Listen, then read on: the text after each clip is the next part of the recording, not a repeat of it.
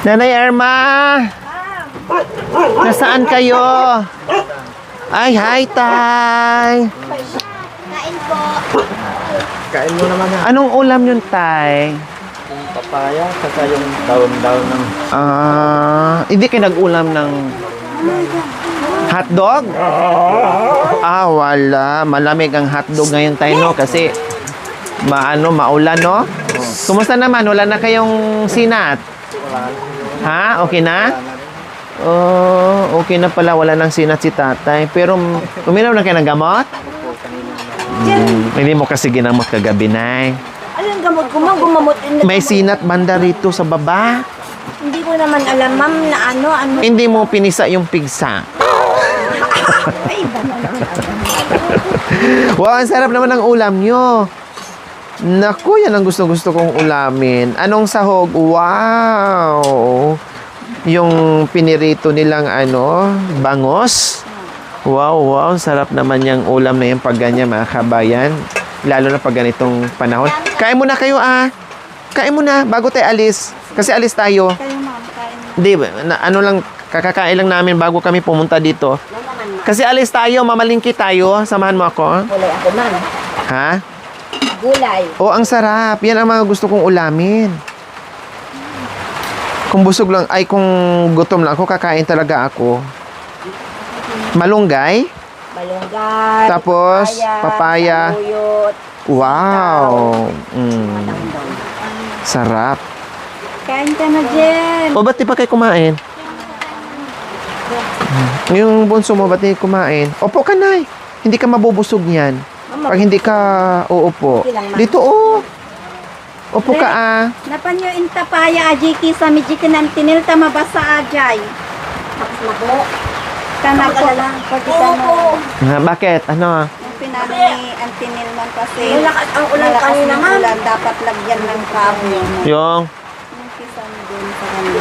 Kaya pinapunta ko si Jerry. Madika, baga mga nagaruda na mga kalsudabdamaan. Masarap din yan, Nay. May tuyo.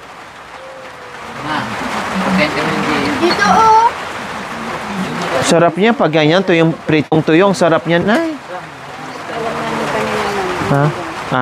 Oo, ang sarap niyan. Pag may tuyo, ay, Diyos ko. Pagkala ko naman. Ha? Sa ano na yon, sa ang hotdog sa mamayang gabi pa yon ni nanay kainin. Kasi may sinat. Tay! Halip po kayo dito. Kumain na po kayo? Oh, ba't di kayo sumabay ni tatay,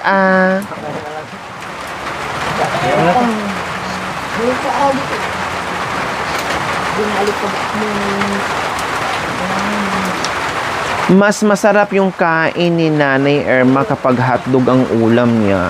Parang may feelings. Ngayon parang tipid yung pagnganga mo. Ang gusto mo man yung Oo, yan! Lakihan mo pa konti. Lakihan mo pa konti. Sige, sobo, konti. Lakihan. Sige. Sige, lakihan. Yan! Makan yan, pagkasubo ng hubo, ma'am. Oo. Gulay. Siyempre, masarap yan.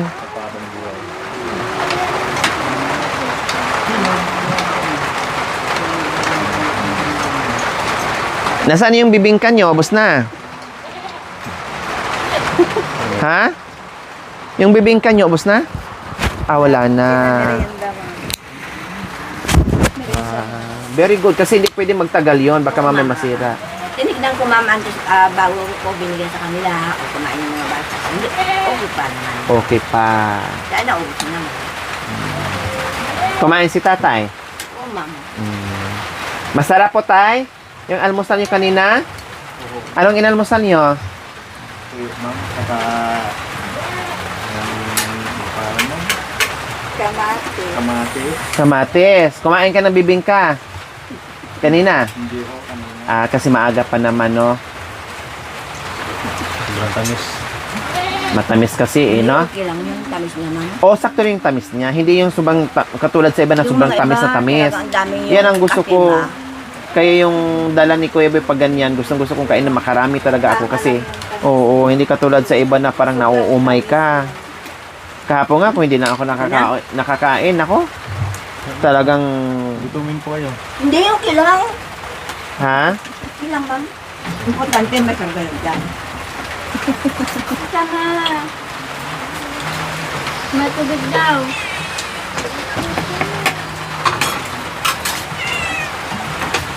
Nasaan yung mga cellphone nyo, ano? Jeric, gumana ba? Oo. Yan. Maayos? Maganda? Dinaludan na ng email kung malakas. Yung SIM niya po yun. Yung SIM niya yung ginamit. Linagay ko nga po yung SIM. Tapos yung globe po kasi yung kan Mahina dito, ma'am, yung globe. Ah, mahina yung globe. Libre lang kasi yun. Tapos nagawan ko natin po ng account. Hmm. Masaya, sir. Anong pinapanood mo? Wala po. Ha? Bago mo na. Tinago mo na. Anong reaction mo kagabi, Ate Gemma, pagdating mo na mayroon na silang Hindi, bit-bit? ma'am. Ang akala ko, ma'am, kakain lang tayo dun sa labas, ma'am. Hindi ko in-expect na yung cellphone. May daladalas ng cellphone. Hindi ko alam, ma'am. Oh, Ang alam ko tapos? lang, ma'am, kakain lang kayo sa labas. Nung ano, ma'am, nung dumating sila, masabi niya, may cellphone kami. Maniwala naman ako. Sabi ko, Siyempre ma'am. kasi kakain nga lang. Oh. Nung pinakita nila, ma'am, syempre sobrang saya namin, ma'am, kasi kailangan talaga nila yun, ma'am. Hindi namin mabibilhan naman ng cellphone, ma'am, kasi pambili lang namin ng pagkain namin. Mm. Hindi namin talaga, ma'am, na expect na may cellphone sila. Kaya nagpapasalamat ako sa nagbigay ng nag-sponsor sa cellphone nila. Kaya pati ikaw na rin, ma'am, maraming salamat. Kung hindi ikaw, ma'am, hindi mag-ano yung mga sponsor. Kaya maraming salamat sa iyo, ma'am, talaga. So ano sabi ni Kuya John Ray? Pasalamat din, ma'am. Sabi niya, akin na lang yung isa nak. Sabi niya? So, yung ma'am, yung basag. Ah, yung dating cellphone ni Jeric. Opo, ma'am, patugtog lang dun sa ma'am, sa trabaho nila. Oh, so dala-dala niya ngayon. Hindi pa, ma'am. Ah, hindi pa. Lagyan nyo rin ng SIM card para may contact din kayo. Yung globe ko yung So dalawa talaga sila ha, kasi sabi ko nga, ay sabi ng sponsor natin, yung panganay mo lang. Pero naghanap ako ng paraan kung paano na pagkasyahin ko sa dalawang anak kasi puro na sila high school. Kaya sabi ko, oh sige, ito okay na. No, may sale sila tapos maganda na rin yung cellphone. Ay binili ko na pati yung sumakto. Oh, hindi lang isa ang nabigyan, kundi dalawa pa sila dahil kailangan nila Kaya yung cellphone. Kailang i-guide mo sila. No, i-guide mo sila. Nagka-cellphone sila para sa pag-aaral nila. Kaya ma'am, yung nung grade 6 pa lang ni Sandara, ma'am, may ginagawa sila sa cellphone. Kailangan niya may cellphone. Pero sabi ko yung madam, na wala siyang cellphone, ma'am, kaya ipaano mo na lang sa akin. Tapos pasulatin na lang dito sa bahay, ma'am. Kaya pinorward nila, ma'am, sa akin. Kaya yung sinulat niya, ma'am. Kaya malaking tulong talaga sa kanila yung cellphone ngayon, ma'am, kasi kailangan nila kasi yung mga assignment nila, yung mga PT nila, kaya andun isi-search nila, ma'am. Kaya maraming salamat talaga sa iyo. Man, para hindi sila mag-aagawan ng kuya niya. Oh, kuya, ako naman. Kuya, hindi pa ako tapos.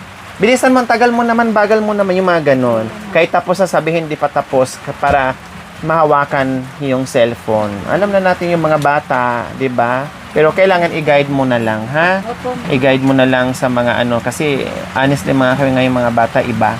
Pag kulang ka sa guide mga kabayan, paggamit ng gadgets, iba. Imbes na mapabuti yung pag-aaral nila, kung ano-ano ang buting tingin dyan sa cellphone mga kabayan, parang lalo tuloy silang tamarin, lalo tuloy silang mapasama, yung mga ganon. Mostly yan mga kabayan, no? Hindi naman lahat, pero kadalasan. Yan ang kalaban ng mga magulang at sakit ng ulo ng magulang, lalo na ngayon. Kumbaga tulad dati. Kumbaga dati si Jeric, si Sandara, bigyan ko kayo ng example. Na uutusan sila. Oh, madalas kasama manguha ng kahoy. Utos doon, utos dito, walang reklamo, wala kang maririnig na saka na lang, mamaya na. Oh, so okay noon. Ngayon na may cellphone, baka diyan na nag-uumpisa. O halina kayo mga anak ko. mangahoy tayo. Mang, ikaw na lang, Mang, kasi gagawin muna namin yung assignments. O, yung mga ganong alibay ba? Tapos utusan mo, bili ka muna ng ice. Mang, si Sandara na O, tapos sabi naman Sandara, hindi Mang, may ginagawa ako, si Kuya na O, ang ending, si Mama ang bibili o kaya si Lola ang bibili. Kumbaga, sa madaling salita, hindi mo na mautusan. Kung dati hindi mo marinig na saka na lang, ngayon makarinig ka na, mamaya na, saka na lang, mamaya na, saka na lang. So, mga ganon. Diba? Kaya, minsan, magbibigay tayo na sana hindi mapasama at lalo maging inspirasyon at magiging masipag yung mga kabataan na nabibigyan sila ng mga gadgets, no? Para kahit paano ay manatiling masipag sa pag-aaral, yung pagtulong nila dito sa mga magulang nila, yung mga obligasyon nila dito. Kasi syempre, tulad ng pangangahoy, sama-sama sila noon, no? Dito mga kabayan, pag ako nag-utos, ay talagang maliksis sila mga kabayan, no? At nakikita ko naman, tumutulong sila sa magulang. Baka ngayon na humawak na ng cellphone, ay magiging tamad na baliktad, kumbaga. Kasi syempre, danas ko na, marami na akong nabibigyan ng cellphone. Yung iba nga, nabigyan ko ng cellphone, hindi, walang boyfriend. Nung nabigyan ko ng cellphone, aba, ang daming boyfriend. Nabigyan ko ng cellphone, akala ko, mag-aaral ng mabuti, makapagtapos sa pag-aaral kasi may inspirasyon sa paggamit o magamit niya sa pag-aaral, mga kabayan, no? Na meron silang magamit ng cellphone, na lalo silang sipag sa pag-aaral. Aba, huminto, nag-asawa. Nalilito na kung sinong asawahin. Kasi may boyfriend number 1, may boyfriend number 2, number 3, number 4, number 5. Ang ending, wala. Nag-asawa. Kaya nga binigyan ng cellphone para makapag-aral dahil hirap ako, ma'am, walang cellphone. Yung iba may cellphone. Tapos, di kami malayo kami sa computer shop, etc., etc. Ano nabigyan na? Nag-boyfriend, nag-asawa. Di ba? So, yung mga ganyan na mga pwedeng mangyari na instead na maayos sana, ay mapasama. Hindi naman lahat, no? Kaya lang sinasabi ko to dahil marami ng business experience at alam naman nating mga magulang na pagdating sa gadgets, mga kabayan, maraming mga temptation dyan, no? Maraming mga temptation na imbes na hindi mo malalaman mo, no, madidiscovery mo. Buti sana diskubrihin yung maayos, yung maganda ang diskubrihin. Kaya lang minsan, o madalas, nadidiscover yung hindi maganda. Kaya, 101% ang guide ng nanay, ng mga magulang, ay nadodoon. Opo, ma'am. Diba? Huwag nyo pa rin alisin sa kanila yung obligasyon nila na gawin yung mga obligasyon nila. Bigyan mo sila ng time. Okay, sige, may assignment ka, Jerek. Sandara, opo, ma'am. Opo, mamang. Okay, sige. Bago kayo humawak ng cellphone, bago nyo gawin yung assignment nyo, sige, mangahoy. Mag-igib, meron naman ng tubig, mangahoy. Mag-ipon ng kahoy, ganyan. Kailangan latagan mo sila para hindi sila magiging tamad. No? Nandoon pa rin yung obligasyon nila o nandoon pa rin yung pagtulong nila. At the same time, magawa din nila yung kanilang mga assignments. Ganon, ha? Okay, sige. Okay, Nay, alis na tayo? Hinintay lang kita, ma. Ha? Hinintay lang kita. Hinahantay. Hinihintay. Magpaalam ka ni Papang. Papang! Alis ako, Papang, Hawakan mo yung Papang. Hawakan mo, yung kasi malamig pa lang, sige ka. Hindi ka ma-flashlightan mamaya. Ay, kain na, madam.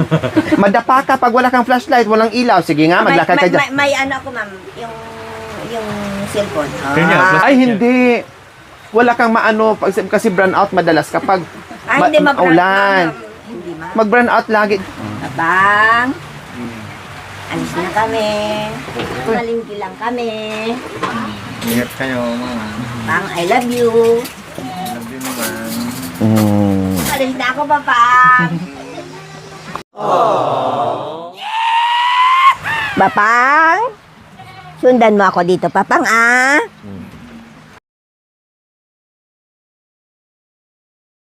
Hindi ka na, Papang. Saan ka, Mang? Nakatago ako, Papang. Hanapin mo ko. Dito muna kami, Tay, ha? Alis muna kami, ha? Hindi ka namin pwedeng isama kasi mabinat ka, ha? Dapat nga, kagabi, kasama ka namin, eh. Kailan, siyempre, baka mabinat ka. Hawakan ko to, baka sasama. Ha? Kasama, Ma'am. Hawakan ko. Baka susunod doon. Uy, Diyos ko. Sa... Ng hotdog naman. Maghanap ako kasi yung ulam. Yung ulam ang hanapin. Oo, Siyempre, ma'am. maghahanap ka. Oo, Ma'am. O, diba? Hawakan ko, baka susunod. Thank you for watching, mga kabayan. Don't forget, like, share, and subscribe. And please, click the notification bell para updated po kayo sa ating mga videos. Thank you! Bye!